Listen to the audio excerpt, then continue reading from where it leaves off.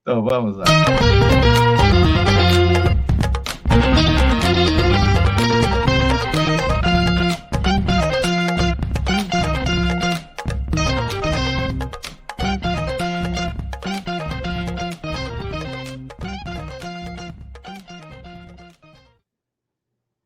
Eis que eu chamo Madalena Carvalho. Boa noite, seu Gilberto. Está empolgado? Boa. Aí a gente vai falando aqui, vai falando, né? Então, complicado, né? Dá aquela segurada, né? Dá uma segurada. É porque tem bastante coisa mesmo para falar aqui, a gente se empolga e vai falando, e aí o povo pode ficar aí chateado. O Giba fala muito, e a gente está querendo ver a entrevista da Madá, né? Então... Mas eu já quero dar logo meu boa noite aos vitrineiros e vitrinautas que estão ligados aqui no Papo em Alta com a Madalena Carvalho, também conhecida como Madá. É verdade, viu, Giba? As pessoas falam assim, eu quero assistir a entrevista, mas é que nem programa de televisão, a gente vai falando aqui, o melhor fica, né? Mais para o finalzinho. Mas, olha, antes de chamar a entrevistada, eu só queria falar duas coisinhas rápidas aqui. Primeiro que, poxa, você tem cada dia fazendo as aberturas mais lindas. Hoje você trouxe Geraldo Vandré. Obrigado, Madá. Nossa, fantástico. Ontem eu fiz uma playlist para mim, eu batizei ela assim, músicas que aquecem o meu coração. Então eu baixei Elton John, aquelas coisas que a gente, né, com os cabelinhos assim gosta, né? Djavan, Caetano, enfim. Olha, e você me deu uma dica, não vou procurar outras músicas do próprio Vandré que eu amo e também colocar na minha playlist. Já dei uma dica aí, depois você dá uma paradinha, dei dica de algumas músicas aí na abertura, na parte escrita aí da abertura, tem algumas músicas fora das tradicionais, né? Eu vi. E tem uma coisa muito interessante que é a trilha sonora que ele fez, né, para aquele filme do Guimarães Rosa, né? A Hora e a Vez do Augusto Matraga, que inclusive foi remasterizada recentemente. Vale a pena, tá? Muito bom. E também, só para finalizar, e já chamar minha convidada maravilhosa, ontem, se minha mãe estivesse viva nesse planeta, teria feito 95 anos. Quase na mesma data da Derbal, né? Meus virginianos amados que moram no meu coração, eu até escrevi uma cartinha para ela, coloquei lá no Facebook, ficou bem bonitinha. Mas é porque tem muito virginiano na minha vida e que eu amo de paixão mesmo, inclusive é o próprio Aderbal. Mas agora, quero chamar, hoje nós vamos ter aqui um assunto super bacana e que eu tenho certeza que muitas pessoas desconhecem com profundidade o quão importante é discutir esse assunto. Então, quero chamar para falar sobre hanseníase, sobre qualidade de vida para quem é portador dessa doença, a psicóloga Leni Araújo. Vem conversar comigo, Leni. Boa noite, Madá. Boa noite, Giba. Boa noite, internautas. Boa noite, Leni. Tudo ótimo. E olha, queremos dizer que estamos bastante honrados com a sua presença e agradeço muitíssimo por ter aceito esse convite de falar aqui sobre esse assunto tão importante. Muito obrigada mesmo. Eu que agradeço, eu que me sinto honrada de estar aqui falando sobre esse assunto. Embora eu não seja uma expertise no assunto, mas eu tenho um recorte bem interessante para falar. E é sobre esse recorte que nós vamos falar já já. E eu quero te dar agora 10 segundinhos para você se apresentar para o nosso público, né? Quem é a Leni Araújo, que hoje vem bater um papo aqui com a Madá?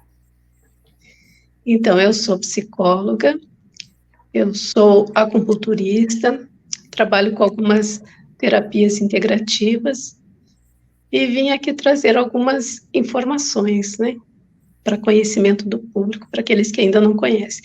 E eu quero também dar uma boa noite, que pediram, por favor, me dê uma boa noite para a Joyce, para a Kátia e para todos os amigos que estão assistindo. Muito bom. Para a Rosângela. Então, eu transmito meu beijo para toda essa galera que está aqui já ligada com a gente. Leni, você falou uma coisa importante, né? Você veio trazer aqui um recorte desse assunto interessante. Mas hoje à tarde, quando eu encontrei um amigo, fazia muito tempo que eu não conversava com ele, Eu falei assim, ó, ele perguntou, mas o que você anda fazendo da vida? Eu falei, tudo que eu sempre fiz na minha vida, eu continuo fazendo a mesma coisa. Aí eu falei, só que todas as quintas-feiras eu apresento um programa, falei para ele, falei, e hoje a gente vai falar sobre hanseníase, não perde não. Ele disse, minha avó faleceu de hanseníase. Eu falei, é mesmo? Você inclusive, como que descobriu? Porque ela gostava muito de cozinhar e começou a se queimar e não percebia que tinha se queimado, né? Porque existe realmente a falta de sensibilidade e muitas pessoas até demoram para perceber que aquele sintoma, que aquele não é hanseníase, é uma outra doença e é hanseníase. Também existem muitas confusões no diagnóstico. Eu queria começar falando sobre isso, Leni. Muitas pessoas demoram a buscar o tratamento por confundir os sintomas da doença, né? Alguns confundem com alergia, outros confundem com outras enfermidades. O quanto isso prejudica o portador para que ele tenha realmente um amparo mais rápido, porque a hanseníase a gente sabe que tem cura, mas a falta dessas informações, o quanto isso prejudica a população? Eu queria que você começasse por aí, para depois a gente falar um pouco mais da própria acupuntura, das terapias, enfim. Certo. Ela é uma doença que ela é silenciosa. Então, ela pode ficar por muitos anos alojado, né? O bacilo pode ficar alojado muitos anos no organismo da pessoa sem saber, muitas vezes eles não apresentam sintomas, e quando apresentam, como você disse, confunde, porque nem todos profissionais têm este feeling para identificar a doença, né? Então, confunde com alergia, confunde com fibromialgia. Muitas pessoas ficam anos sendo tratadas por fibromialgia e 10, 15 anos depois descobrem que não é, que era hanseníase, né? Até que se tenha esse diagnóstico, já está num grau de sequela, já identificam uma sequela alojada, né? Uhum. Que é o que mais traz dificuldades para esses portadores. Que depois entra nas deformidades, né? Isto. Então, o profissional ele tem que ter um olhar muito, muito afinado para identificar estes sintomas, e tem alguns testes, né, que ele é feito para identificar o que está acontecendo. Então, a pessoa, quando ela identifica, ela pode ter perda de cílios, ela pode ter perda de pelo no local onde aparece uma manchinha, como a mãe do seu amigo, né, não sente mais a extremidade, perde a sensibilidade da extremidade. Uhum. É o que acontece, que eles se machucam, às vezes ficam com pedra, com um prego fincado no pé e não sentem. Quando eles vejam, está num grau bem avançado de infecção, e às vezes leva até a amputação de membros, né. Uhum. E, por favor, pode continuar. Não, pode falar. Quando nós conversamos, Leni, teve algumas coisas que você falou que me surpreendeu muitíssimo, né?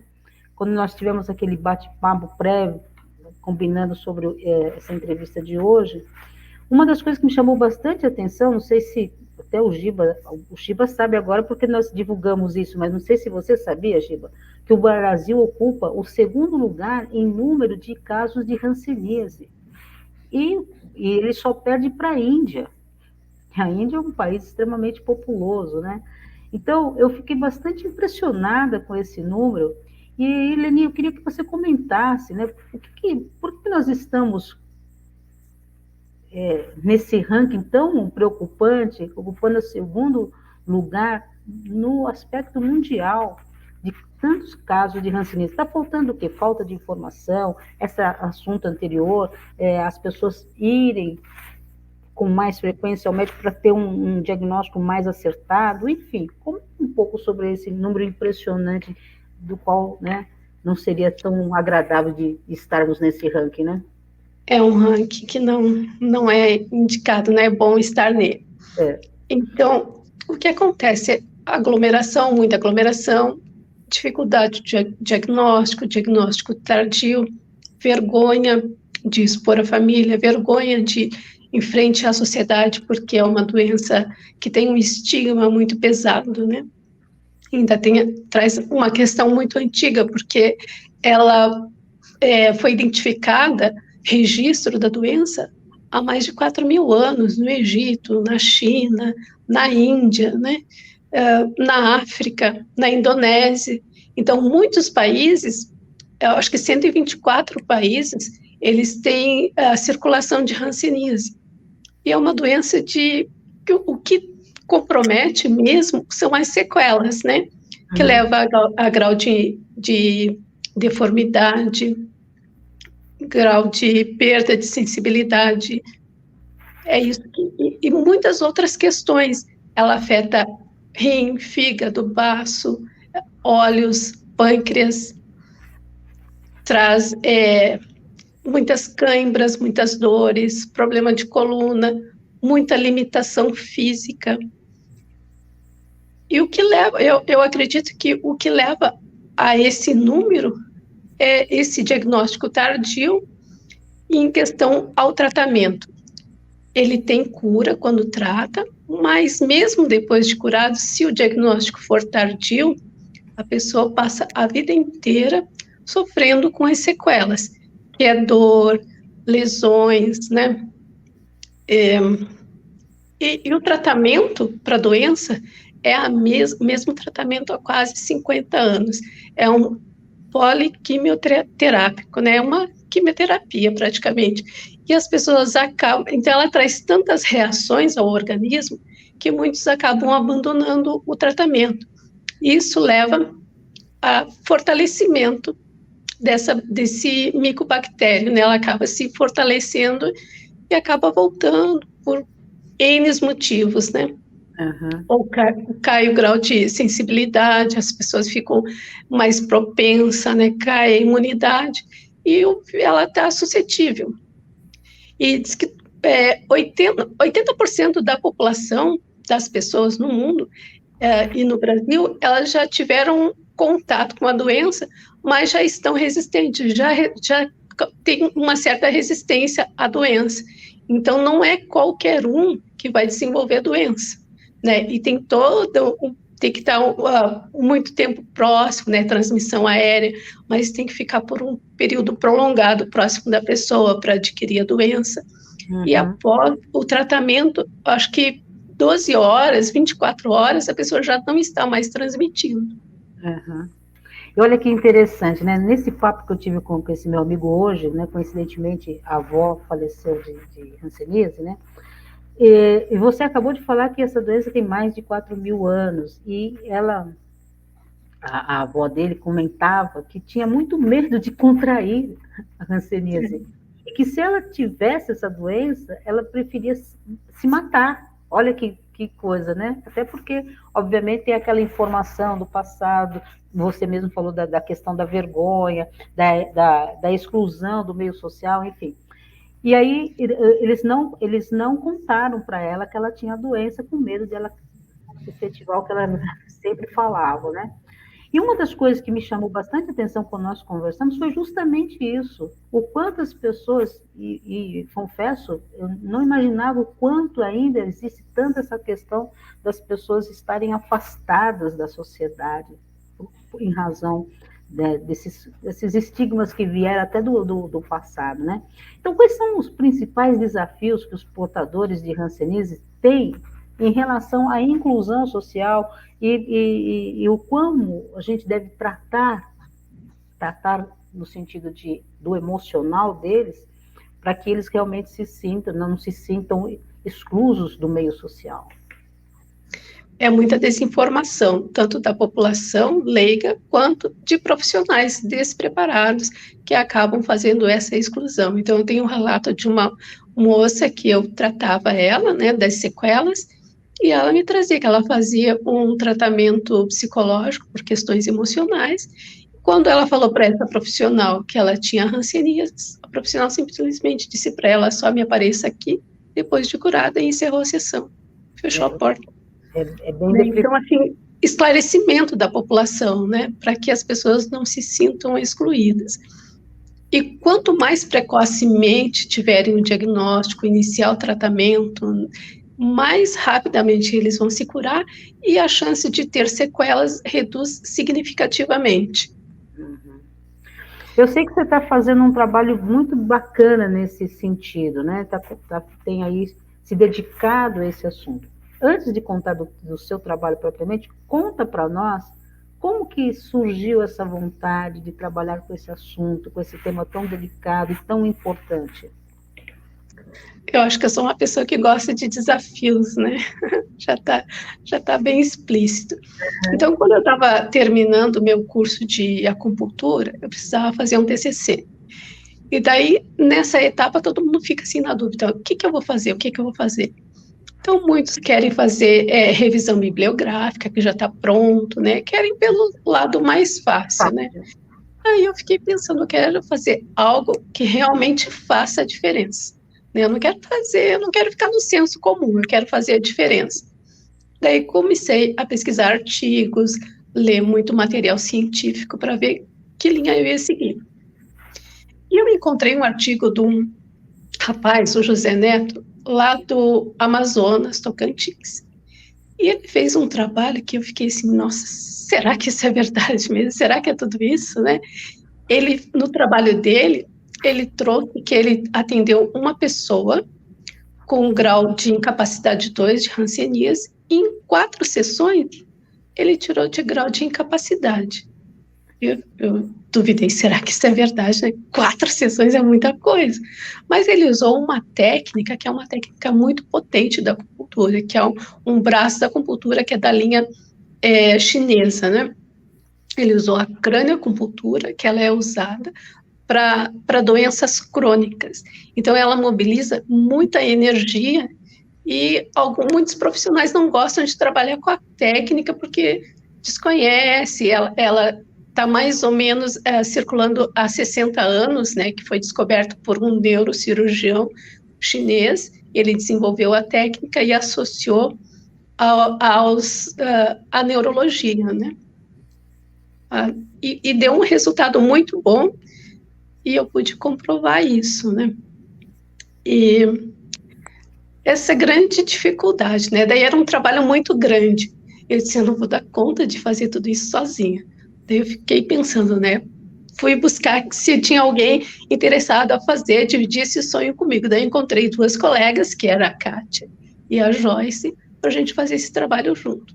Conseguimos, num centro de referência de hanseníase em Curitiba, que apresentamos o trabalho numa reunião que eles tiveram e conseguimos 15 voluntários para fazer o trabalho. Só que no final, a gente concluiu com 10 voluntários.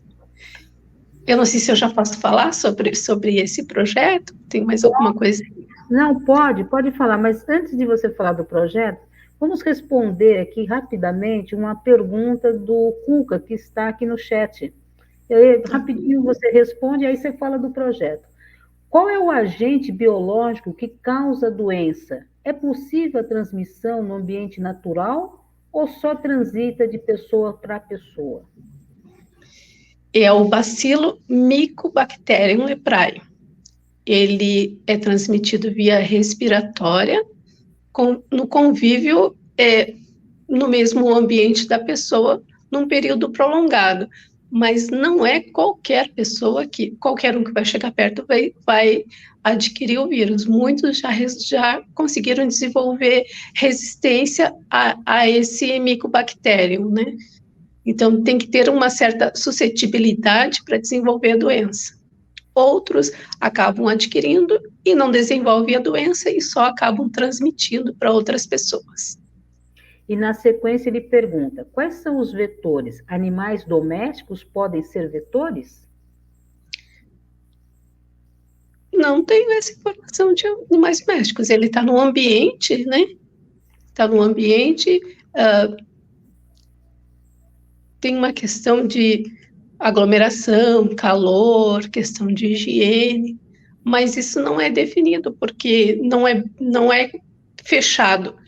Porque muitas situações, a gente não pode falar que pessoas de classe média baixa, ou porque qualquer classe, qualquer pessoa de classe social pode adquirir a doença, né? Então, não é um padrão, é o que se traz a literatura, que pode ser, mas qualquer pessoa pode estar suscetível, embora acho que 80% da população já desenvolveu uma certa resistência ao micobactério. Inclusive, apenas para ilustrar, viu, Cuca, você que está fazendo a pergunta, no site do .gov, lá, se você entrar na parte do Ministério da Saúde, tem até um boletim epidemiológico somente da Hanseníase 2023, bem interessante. Eu dei uma estudadinha hoje para poder ficar aqui batendo papo. Mas, Leni, aí você, que queria sair fora da curva, né? Não queria ficar ali no senso comum, não queria ir pela parte do que estava mais fácil, resolveu, então, junto com as suas amigas, produzirem aí um projeto, né? Conta para nós, então, do que se trata efetivamente. Então, antes eu vou falar um pouquinho que, quando eu estava verificando os dados, eu vi que tinha crianças menores de 5 anos, 1 ano de idade, 3 anos de idade, eu achei que aquilo ali fosse um erro de digitação. Mas eu comecei a encontrar artigos e conversei também com alguns voluntários, que foram voluntários do projeto em 2018, e me disseram que realmente crianças com 3 anos apresentando a doença e sofrendo com sequelas da doença, né? Então, assim, o quanto não está sendo visto, né? O que está acontecendo com a população? É medo, é vergonha, uma busca nas escolas também está sendo feita para identificar, porque quando é identificado um menor de 15 anos com hanseníase, isso já caracteriza que existe um adulto no ambiente desta criança com hanseníase sem tratamento, ou sem um tratamento adequado, e transmitindo a doença para outras pessoas do seu convívio. Então, vamos lá à sua pergunta, né? Daí a gente foi nesse centro lá, de referência de hanseníase, fizemos a nossa proposta, oferecemos, os médicos que nos assistiram aprovaram, duvidaram que era possível, né? E a gente vai comprovar ou refutar o que esse rapaz lá do Amazonas fez. E a gente recrutou os profissionais. Um dos critérios para não participar do projeto era que tivesse ou usasse marca-passo ou tivesse alguma trombose. Então, não encontramos ninguém, e todos que participaram foram 10 pessoas, 10 voluntários, entre homens e mulheres, na faixa etária de 30 a 60, a 66 anos. Nós fizemos 10 sessões de 60 minutos cada sessão, e era verificado antes a pressão, como que eles estavam se sentindo, o grau de sensibilidade de dor, com um teste que a gente fazia, que chamada na acupuntura do EGU, IG4, a gente apertava esse ponto aqui da mão deles, né, para ver o nível de sensibilidade, que também é um ponto de analgesia. E identificamos o nível de sensibilidade de dor, e a cada sessão a resposta era mais rápida à acupuntura, quando a gente colocava as agulhas, né? E toda semana a gente fazia e via que a resposta vinha mais rápida, mais rápida. Notamos que lesões e caroços que tinham pela pele foram desaparecendo, mudando o tom e o aspecto da pele. Vocês estavam usando a mesma técnica do rapaz do Amazonas? A mesma técnica, só que em vez de 4 sessões, nós conseguimos fazer 10 sessões. Concluímos 10 sessões, né? Então, foi muito surpreendente no final, né? Assim, respostas que nós nem esperávamos. A princípio, a gente achou que era meio exagero da parte dele, mas quando a gente começou a ver os resultados, as respostas, né? A gente disse, nossa, realmente vale a pena. Daí a gente seguiu a orientação dele, né? Façam muitos estudos, procurem fazer com mais pessoas para ter uma resposta, o quanto de resposta eles podem ter com esta técnica, né? E foi o que a gente buscou. Então, fizemos as 10 sessões, verificação de pressão, o que acontecia? Às vezes alterava um pouquinho a pressão, mas esperava um pouco para continuar o tratamento e já diminuía. E muito, muito, muito bom o resultado. Então, eles recuperaram a sensibilidade das extremidades, que não podia. Tinha um senhor que ele estava muito frustrado, muito chateado, que ele não podia fazer nenhuma atividade em casa, nem ajudar a esposa a pendurar cortina, não conseguia mais dirigir, não podia mais fazer caminhadas, porque ele tinha dores e câimbras nos pés, ele já não sentia mais força nos pés, a força estava reduzindo. E na primeira semana, quando ele voltou, perguntamos como que ele estava, ele disse, com dor. Eu disse, como assim com dor? O que aconteceu? Ele disse, eu fui ajudar um amigo meu na pastelaria. Eu disse, como assim? Ele disse, sim, eu fui ajudar um amigo na pastelaria. Eu disse, até que horas o senhor ficou? Até as 3 da manhã. Ele não conseguia pendurar uma cortina e ficou ajudando o amigo fritando pastel e cortando carne. Cansaço, então. Não era mais nem da doença. Eu disse, calma, né? Vamos com calma, reduza, pode até ajudar o amigo, mas reduza o tempo, tenha cautela, vamos com calma. Daí, na outra semana, como que o senhor está? Tô melhor. Foi ajudar o amigo? Fui. Ficou até que horas? Até as 10 horas. E foi reduzindo, daí eu entrei em contato com ele agora, ele disse que está muito bem. Então, ele teve um diagnóstico rápido, e ele iniciou rápido o tratamento, e deu uma resposta bastante precisa, e se mantém até hoje. Outros que eu tive contato, conseguiram, com 10 sessões, ela conseguiu permanecer num nível de bem-estar por 1 ano. Então, se a gente for calcular 10 sessões, se manteve por 1 ano, se a gente fizer 1 ano, imagina, vai ficar uns 30 anos se sentindo bem, né? Esperar certa essa terapia. Deixa eu te fazer uma pergunta. As pessoas, notadamente, né, tanto com o próprio rapaz lá do Amazonas, como com vocês, sim, sentiram rapidamente uma mudança, né? Sentiram uma melhora muito profunda. Agora, o quanto isso, porque dados do Ministério da Saúde mostram que mais de 100 mil casos ainda foram diagnosticados só o ano passado. Ainda é um número muito alto, né? O quanto que essa técnica já está sendo usada para a população portadora de hanseníase? Ou não está sendo usada? É uma luta que eu não desisto de tentar dar acesso a essas pessoas. Quando a gente concluiu este estudo lá nesta instituição, eles acharam perfeito e pediram que nós continuássemos fazendo esse trabalho voluntário. Então, a gente não conseguimos manter esse trabalho voluntário, então a gente estava indo numa instituição particular, oferecer o nosso trabalho de forma voluntária. Então, tem todo um gasto para a gente atingir esse grau de conhecimento, né? Tem um material que precisa ser comprado, que precisa ser utilizado, tem o deslocamento, e além do que, a gente abriu um espaço na nossa agenda para fazer esse estudo. Então, a gente não conseguiria manter isso por muito tempo, porque a gente tinha que voltar aos nossos trabalhos, né? Então, foi inviável.